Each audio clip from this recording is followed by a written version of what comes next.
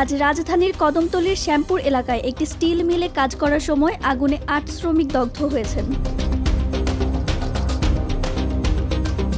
জানা যায় সকাল ৯টার দিকে এ দুর্ঘটনা ঘটে।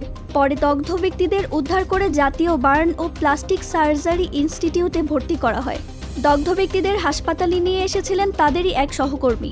তিনি জানান, সকাল ৯টার দিকে কদমতলী থানার শ্যামপুরে ঢাকা ম্যাচ এলাকার RMM স্টিল মিল কারখানায় লোহা গলানোর কাজ চলছিল। এ সময় হঠাৎ আগুনের একটি গোলা ওপরের দিকে উঠে গেলে সেখানে কাজ করা ৮ শ্রমিক দগ্ধ হন।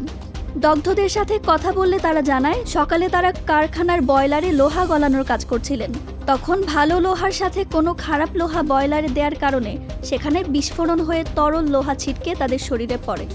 জাতীয় বার্ন ও প্লাস্টিক সার্জারি ইনস্টিটিউটের আবাসিক চিকিৎসক ডক্টর শাওন বিন রহমান বলেন, দগ্ধ শ্রমিকদের মধ্যে কয়েকজনের অবস্থা খুবই গুরুতর।